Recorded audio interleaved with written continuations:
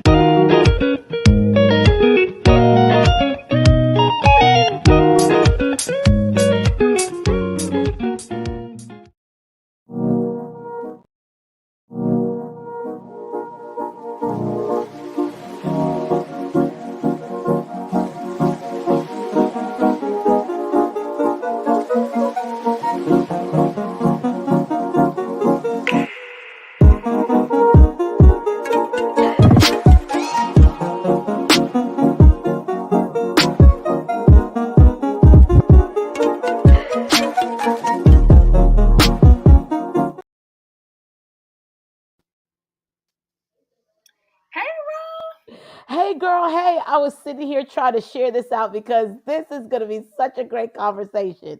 It is. I'm so excited to have you here. Thank you so much just for joining me. I just think you're the coolest, you're the dopest, and I was like, oh man, I need to bring Ro back because we kind of chat through social media, but I was like, no, I Yes. need to bring her back here. So thank you for accepting my invitation to return. Thank you for having me again. And thank you for calling me the coolest and dopest. Can I clip that and share that with my kids Yeah. who probably don't think I'm the coolest and the dopest? But thank Hey, you. you've got receipts, and I'll vouch for you. Okay. Okay, thanks. Awesome. What's up, everybody? This is Camille Essick, host of the Speaker Podcast. This is the podcast where innovators and creators connect. Tonight, we have someone that is just absolutely the coolest and the dopest. Roshanda Pratt is back here. So, you guys be sure to click, like, and share. Before we get anything just popping off and going, be sure to follow me on Instagram.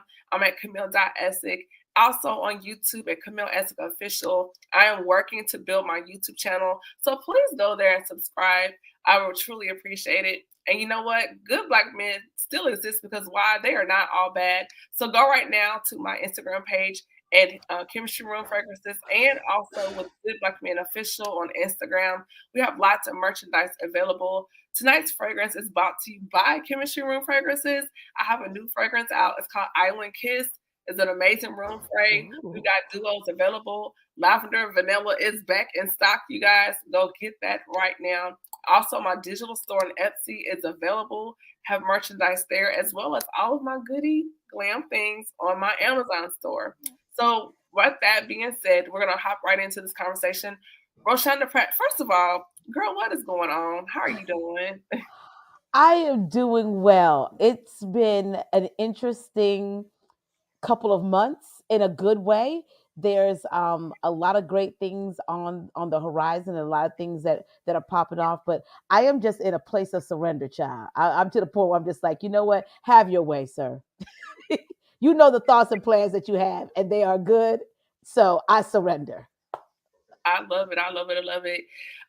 Thank you for Khalil Megan for hopping in. Be sure to like, comment, and share. Those that are not familiar with your background role, can you let the listeners and viewers know a little bit about who you are and what you do? Sure. So my name is Roshanda Pratt, but I'm known in the digital streets as the Rose Show Live. I'm a video visibility coach and producer, empowering you to build a brand with video because your visibility is power. I spent 20 years working behind the scenes as a television news producer. So I take a lot of things that I learned behind the scenes as a television news producer in helping you to be seen, heard, and paid, and showing up with that camera confidence, shining your inner light so you can monetize your story. I love it. So hopping right into helping those like myself, I want to hop into the conversation as far as branding for the introverted. I'm an Mm, introverted person. The fact that I'm even here doing this, sometimes it still surprises me. I Like, love it. Mm-hmm. microphone, I'm talking, but I still, when I get nervous, I will start talking very quickly. I have a tendency to hide behind posts or reels versus I admire people that get on social media and get right in the camera and talk, or they do these monologues for like 2 or 3 minutes, 10 ways to do this, 5 ways to do that. Mm-hmm. And then I try to do it, and it's just like this, and so I get so flustered, and I'm Yeah. like, screw it. So, can Mm-hmm. you speak to those like myself that want to be in front of the camera a little bit more, and how to kind Yeah. of break out of that shell?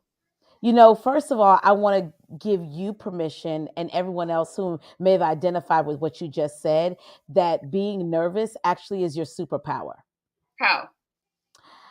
It's your superpower because it lets you know as an indicator that you still care. Mm. The fact that you get nervous is an indicator that it shows that I want to show up as my best self. I want to be able to deliver valuable content. I want to be able to present something in a really succinct way that people would resonate with them and that they will identify with. So instead of looking at nervousness as a bad thing or as a clue that, oh my gosh, I shouldn't be doing this because of all the butterflies and how I'm feeling, what if we flip that narrative and we look at it as our superpower? I have worked 20 years behind the scenes as a television news producer, right? And I still get nervous. Matter of fact, Woo! I did a TV interview this week and I was like fumbling all over my words. Afterwards, I was so mad at myself because I got in my head about something and I just was like, oh my gosh, that was not my best work, my best presentation. And the anchor texted me afterwards and said, man, Roshanda, you did a great job. You really delivered it, which also tells me that a lot of times what we get in our head about the people that we're coming to serve are not even thinking that or even see that, right? And so that's why I tell people, whether you're an introvert or extrovert, to really lean into embracing progress over perfection every single time. So let's flip it on its head. Fear is not fear. Nervousness is just an indicator that you want to do something really well. And then embracing the fact that I am just going to get better every single time I do this. If I get 10% better every time, by the end of the month, I'm 300% better.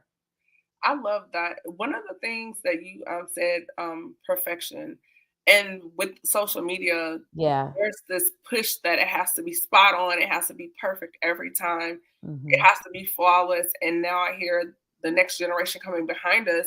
Well, they're literally having anxiety because they want to be perfect. They want to look perfect. They want, Yeah. and so because this is so pushed into the social media space, if you don't nail that picture or selfie the right way the first time, if you don't do your reel or your speech or whatever for social media perfect the very first time, then it turns inward and it's almost like you're mentally abusing yourself. You're emotionally abusing yourself. So For what do you sure. think I want to apologize to your generation and to everyone else because I think we have um, made perfection an idol, and we need to tear down the idol.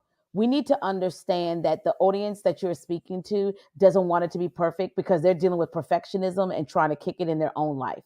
What people want is they want to be a part of your journey. So when I think about Rhonda Geddes, who started with me 6 or 7 years ago when I was on Periscope, and to where I am now, a lot of times people will see the glory of where I am now, but not understand my story, not understand that when I started, Camille, I just took messy action.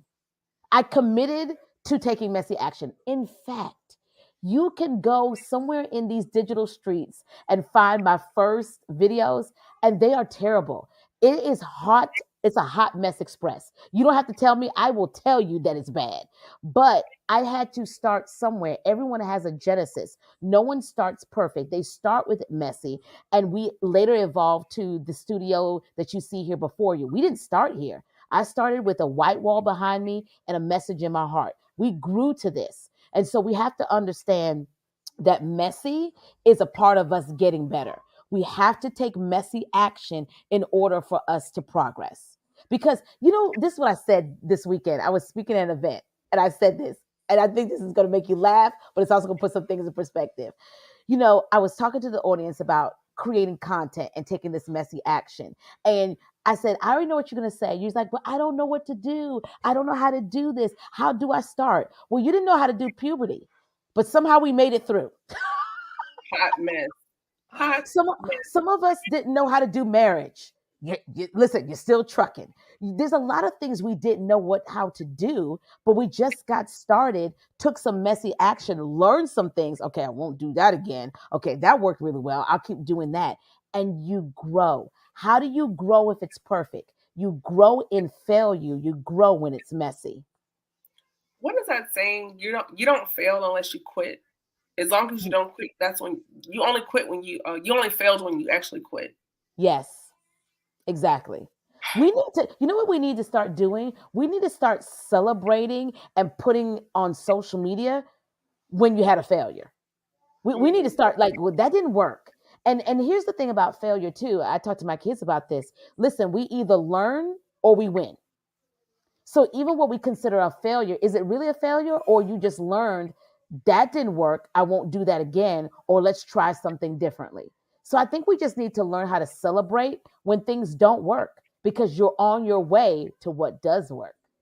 That's good, and that brings me to my next point as far as the humanity of a brand, because Yeah. it seems like sometimes now with social media, particularly with the introduction of TikTok and Reels and stories, Hmm. that I was just having this conversation earlier with someone, and what they demand for you to go viral, it kind of pulls you away from the core of who you are and your brand.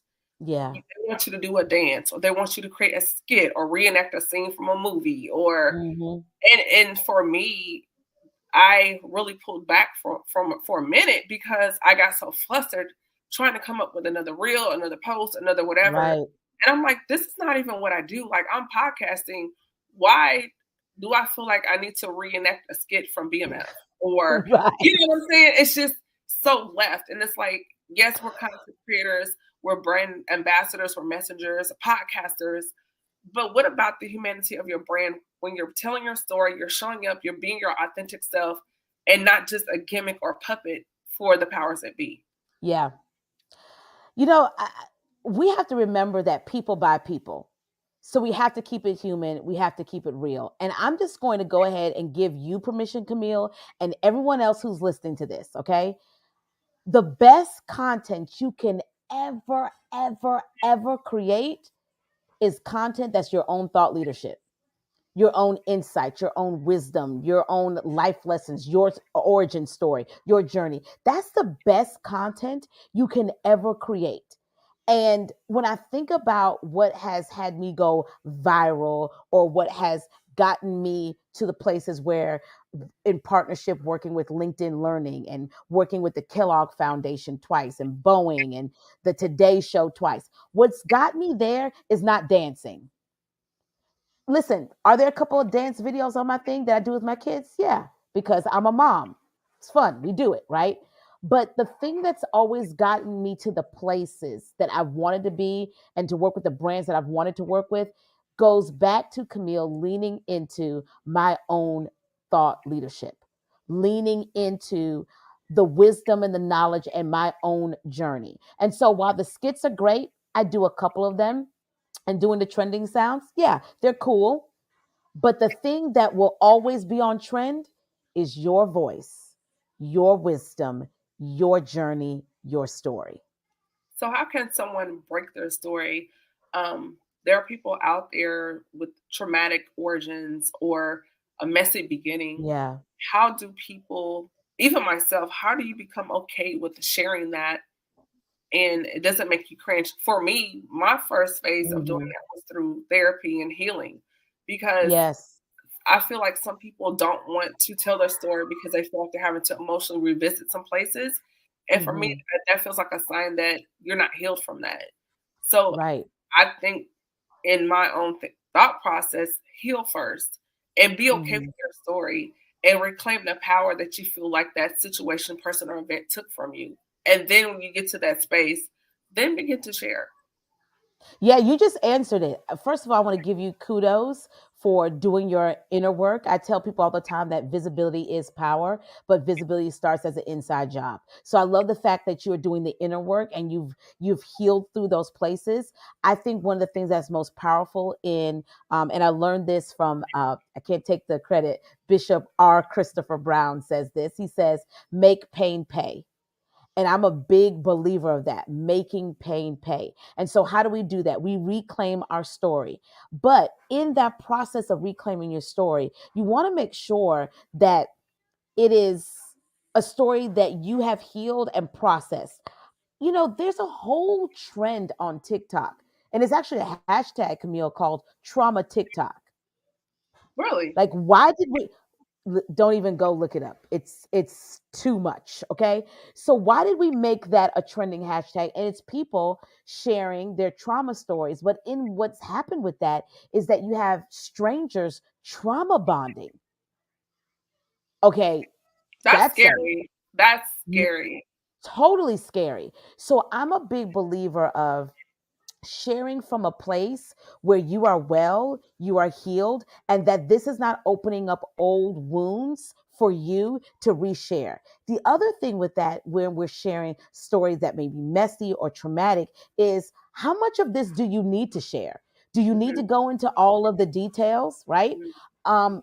Is this a story that you even need to share that will resonate with your audience? Right. So for me, one of the stories that I share is advanced trigger warning here. One of the stories that I share is I talk about the fact of what was a major transition for me in catapulting me into entrepreneurship was a home invasion at gunpoint. Wow. You know, this happened about 9 years ago with my family, and it was during the day, it wasn't at night, but that was my major aha moment. That was my major burning bush experience, I call it, Mhm. because in that moment, I realized that I was living life very insignificant and very small. The woman you see today was birthed out of that experience.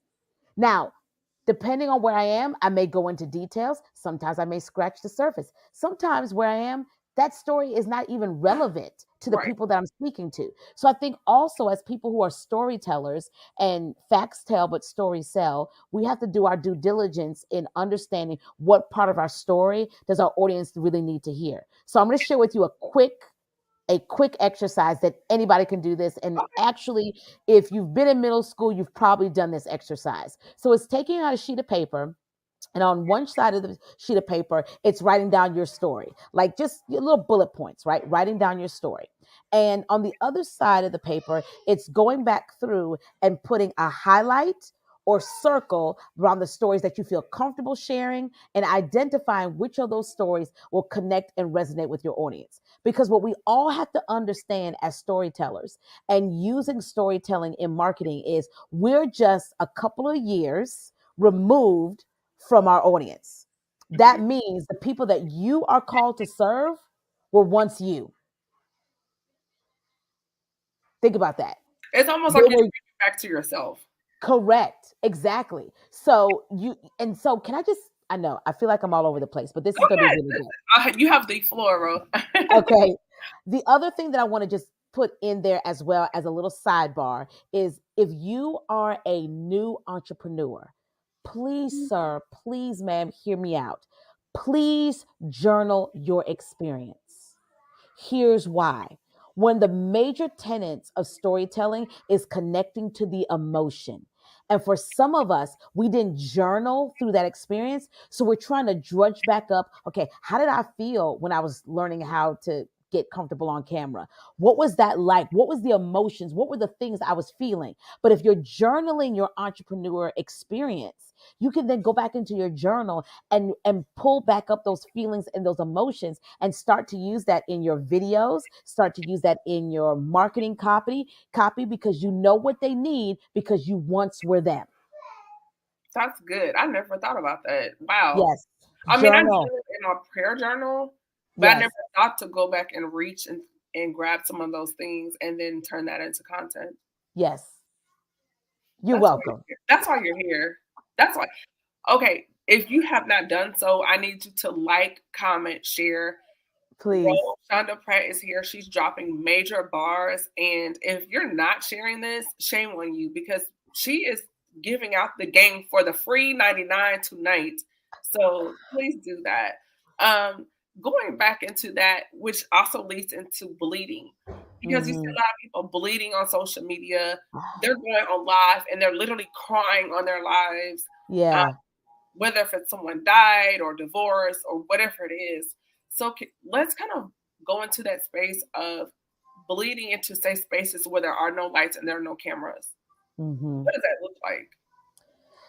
This is so interesting because I know for me, there are times where I talk about certain things and I may get emotional about it because I remember when. I was doing an interview early this week and I was talking about my journey from, leaving my television news job and betting on myself. And I got a little emotional in that. Not sad, but just overwhelmed with, man, I remember when we were here and now look at where we are now, right? I think one of the things that we have to do is we have to take a certain level of responsibility with this device in our hand. See, the Yes. smartphone is now the new remote control. And now the remote control is in everyone's hands. Camille, being a journalist of 20 years, everyone didn't have access to control the narrative. The only way you could control the narrative is by being on TV, being invited on or pitching the media. But now everybody can just go live or post a video, and now they have control of the narrative. But what we have to understand, and I'm trying to do my part here, is really giving people media literacy and understanding that your visibility comes with a responsibility. Mhm. It's my responsibility that if I open up a place and a space and a wound to talk about the pain or the trauma that I have, it is my responsibility to make sure I stitch it back closed. So even when I'm talking to people about that home invasion at gunpoint, it leads them to, hey, this is what the end result is, a happier place, right? And that's something I actually learned in television when we would put together our newscast. One of the things I remember my early years as a journalist, one of my EP's executive producer told me, she said, Roshanda, you do not want to take people on a emotional roller coaster. How many times have you turned on your local media and it's like death, death, death, death, death, death, death, and puppy dog? And you're like, wait a second, this was too heavy. So she would tell me, she's like, it's your responsibility as a producer not to overload people with all of that. Let's break up some of the bad news and let's put it together in a way that's taking people not on an emotional roller coaster, but it's giving them the information that they need, but they're not feeling overwhelmed after they left. So my personal responsibility, and I hope your personal responsibility, everyone who's watching this live or in the replay, is this: it's my responsibility to make my corner of the internet better, whatever that better may look like. It's Yeah, my responsibility to make this corner of the internet better. And that's we good. have to take on that responsibility as content creators, influencers, whatever you call yourself. You are supposed to make it better and healthier. That's really good. Also, too, I think that when people have these moments on social media, they forget there's a thing called memories. That stuff is Yes. going to cycle back. And Right. what if you had a meltdown and you did a Tyrese a session on Instagram Live, and Yes. then it comes back around 5 years later or 10 years later, and you're not even in that space anymore. But Right. that you had, it could re-trigger you. It could re-trigger someone Mm-hmm. else that's following or listening to you. So I Mm-hmm. like what you said about bringing it back around. Yes, we do have to share information. Like on my Instagram page, I do share things that happen in the Black community. It's important, Yes. but I bring it back around. And I Mm-hmm. don't put it out there every day. But I Right. do think people forget there's a feature now called memories, and it happens. Yes. One of my mentees was doing a lot of work in the advocacy space, especially after George Floyd. And it seemed like every week there was a report of someone African American being gunned down, just every time. And she's just was really just overwhelmed by it. And one of the things that I told her, I said, here's the deal: it is not your responsibility to take on solving this entire problem. Mhm. But what you have to do is be responsible. If I'm going to tell you that this is a problem, I'm also going to provide you the solution. So one of the things I challenged her and said, when was the last time that while you're talking so much about this gun violence and gun violence against Black men, when have you also told people to write letters to their local representatives? Whenever you told people to get involved in these organizations that are providing support, et cetera, et cetera. I said, if we're going to talk about the problem in the same breath, you need to provide the solution. That is part of being responsible. I always use the analogy of the thermostat versus the thermometer. And I always Yeah. ask the question, which are you? Because if you're a thermometer, all you're doing is reporting the environment. You're just reporting the situations. It's So hot, good. it's cold. Hmm. That's all you're doing. But the thermostat not only reports what's going on with the environment, but then it'll make an adjustment so everyone is comfortable. So you have an option. You can be a thermostat or you can choose to be a thermometer. So good. Exactly. You got to make a choice. Which one are you going to be? Hmm. Yeah. Exactly. I love that. So what do you feel like has been your greatest reward within yourself outside of media? Even though yes, you're in media, but being in media, what has been your greatest reward personally in that journey? Wow. That's a really good question. Um, okay, so there's two. Can I give two rewards? Yeah. I think one of the things that's been really a blessing for me is that I worked in TV for 20 years, and my parents are immigrants to this country. My West Indian father is the reason why I became a journalist because in the fourth grade he told me I needed to watch the news. He said, as an American citizen, I should know more about your country and your community than you do. So my friends were watching, the Smurfs, and I was watching Tom Brokaw, learning about Reaganomics and the Gulf War. Ooh, And one of the things that I have taken in my 20 years is just the responsibility to stay curious. And in that, I've been able to pitch really great stories that have impacted communities, and I'm very proud of that. And because of that, this is not bragging, I think it's just my work in that, is that I have put myself in a position that if I ever wanted to go back to TV, I could find a TV job because again, I didn't leave it and burned a bridge, but it was one of those things of I left the industry and I made sure, just like I do in the internet world, that I wanted to make it better while I was there. I think as an entrepreneur, the thing that I am most proud of is that I continue to bet on myself and give myself permission to do so, and then I teach others how to do the same. that's good. As far as touching on that point, as far as burning bridges, we see a lot of transition of those that are in corporate America doing the 9 to 5, and they're like, I'm a Hmm. full-time entrepreneur, and they kind of, as I call it, FOD, flesh on display. They get caught up, and then Yes. you burn that corporate bridge, and then you have Hmm. a hiccup in your entrepreneurial journey. Now you Yeah. can go back to corporate America because you arrived Hmm. and you're self-made and you're a full-time entrepreneur, not Yeah. realizing that being full-time entrepreneur is cyclical. You have your ups and your downs. So For sometimes you have sure. to slide back on over to the Yeah. office.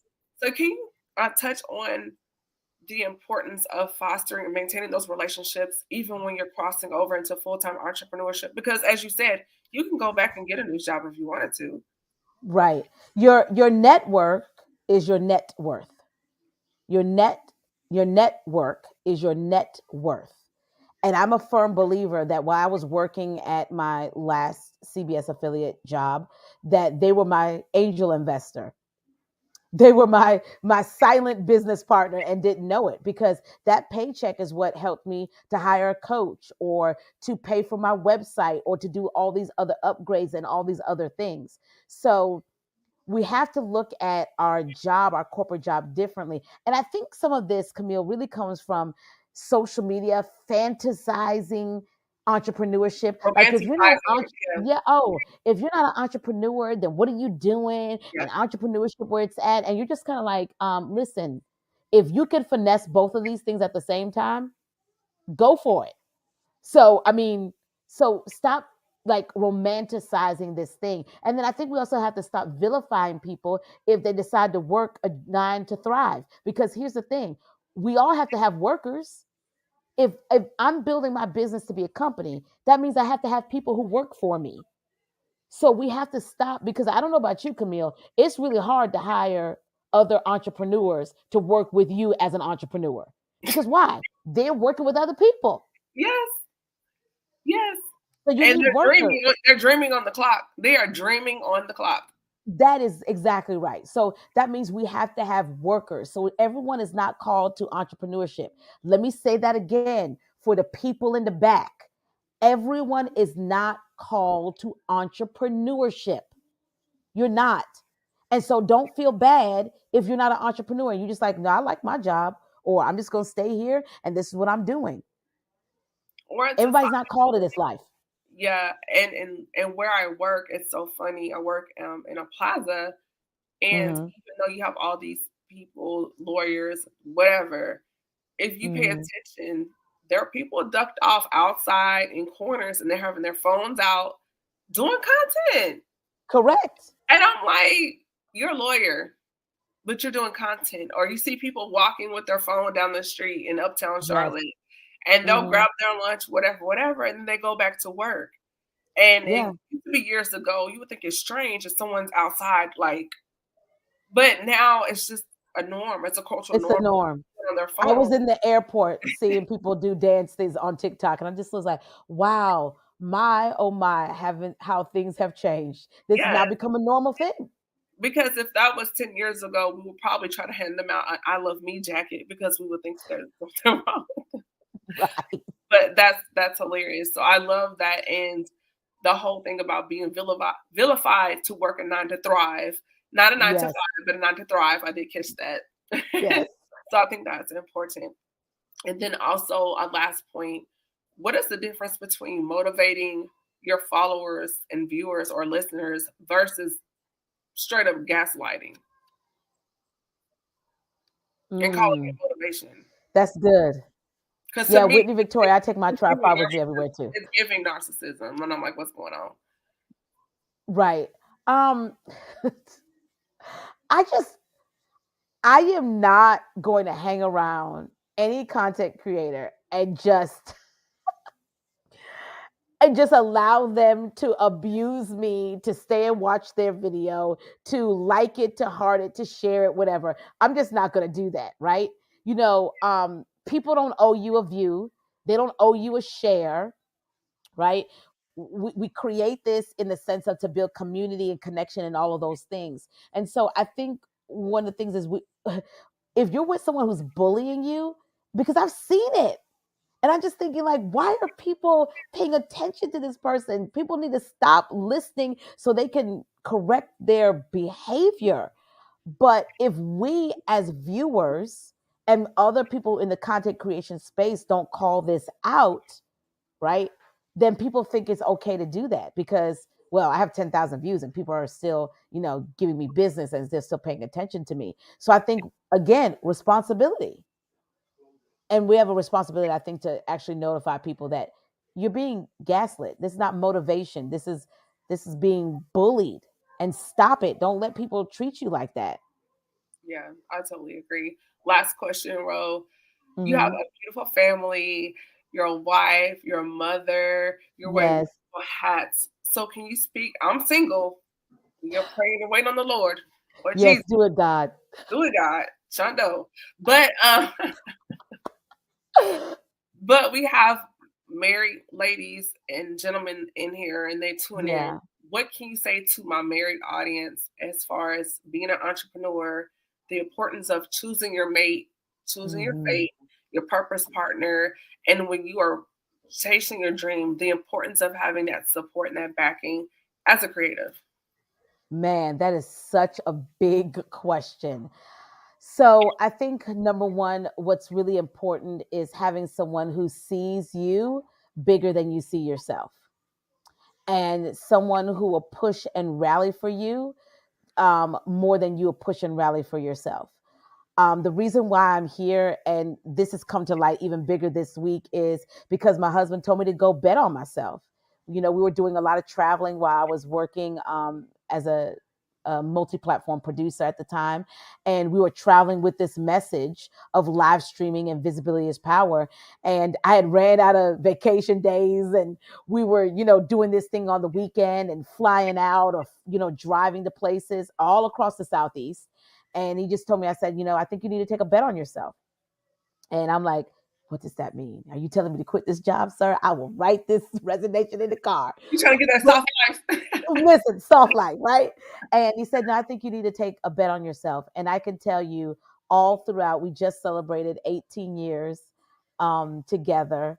Yeah. And I can tell you, through that time, he's always been the one to tell me, you need to bet on yourself. You need to think bigger. He actually was the one, honestly, who introduced me to, before there was a thing called marketplace ministry, right? Camille, before that was a thing. My husband was the one who told me, you need to be praying for your clients. I didn't even know about that. I was looking at him like, I remember telling him, I was like, I'm not doing that. He said, why wouldn't you? I was like, that feels strange. I don't think God cares about my business. And he was like, yes, he does. And this Market was like, media and market ministry and market media ministry and marketplace. yeah, like I just Yeah. didn't see what I didn't see. And Right. so it's really good. It's really important to pick someone who sees you bigger than you see yourself, and that is not intimidated by your bigness, but walks right alongside you because you're big together and you're doing big things together. And that's what me and Mr. Pratt are doing. We're doing big things together. The other thing, as far as being a mom, and a wife and all the things, is I have learned early on to embrace harmony instead of work life balance. Balance doesn't exist because it would denote that things need to be created equal. And how do you know? How many like tonight, if we're having this discussion, and if my 5-year-old had to be rushed to the emergency room, what do you think is more important? I'm gonna Exactly. have to say, Camille, sorry, I had to take my 5-year-old to the hospital, right? Let's take a rain check. Right. So everything is not gonna be balanced. But what we do is we work in harmony and in sync. And so how do I get all the things to work in harmony? And so one of the things that we do is we have a family calendar. And if it's not on the calendar, it's not real. My kids know that, everybody knows that. And so we put things on a calendar so we can have our lives working in harmony. You all, if you hang out with me on the Rose Show Live, you guys are probably Baby Show's internet aunties, and you guys know about Jael and Jamin and Mr. Pratt. My husband will tell me he'll go places, and people will come up to him and say, "Hey, Jacoby, so good to see you." And he's like, "I don't even know who that person is." And they're like, "Oh, I know you from your wife's page," right? Because that's harmony for me, because my family is very much a part of what I'm doing and what I'm building here. My son edits my videos. My 15-year-old daughter is my TikTok producer. So I learned very early on too, Camille, that include your family in what you're doing. Don't exclude them, because that will make it very difficult. That's So good. have them a part of the vision and what you're doing. And that's also creating legacy too. And then another thing that we do is the Pratts are going to have big fun. We work, we're diligent in our work, but we're also going to be diligent in playing as well. So those are my pieces of advice. I love it. And the kids, they're getting a leg into media early. So they Yes, already have that experience, digital media experience, because that's a new genre or industry as right. far as the workforce. So that's amazing. Yeah, when your 5-year-old baby show says to me today, she's like, "Hey, can we do a TikTok today?" Ma'am, how do you even know this is called a TikTok? Just stop it. Right. So as we begin to wrap up, do you have any takeaways or nuggets or gems that you would like to leave with our listeners and viewers, and then also where people can connect with you on social media? Sure. It's what I say all the time, and I want to say it to your audience as well. You no longer have the right to remain silent. Your silence is not golden. You deserve to be seen, heard, and paid. And the impact, influence, and income that you desire to make is on the other side of this screen.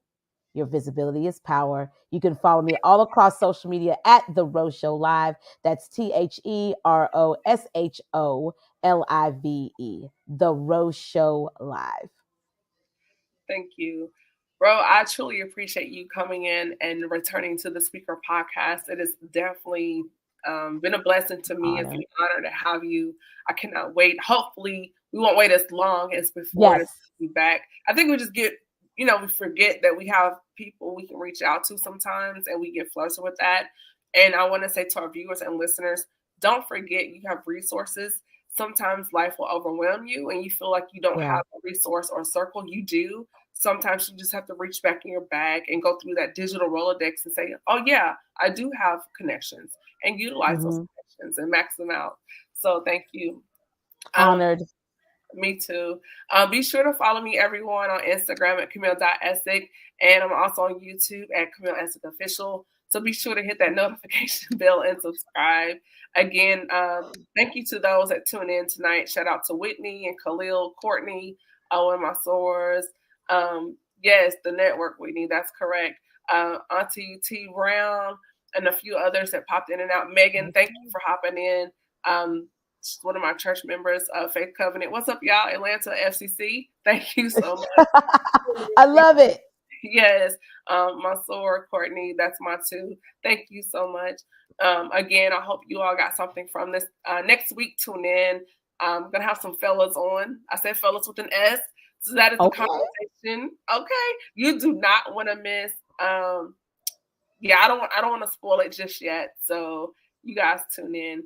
But let me know what you think about this episode. Drop some comments below. Like, comment, share, and I'll see you guys next week at 8 o'clock. The Speaker Podcast. This is the podcast where innovators and creators connect. You all be blessed and have a good night. Bye. Good night.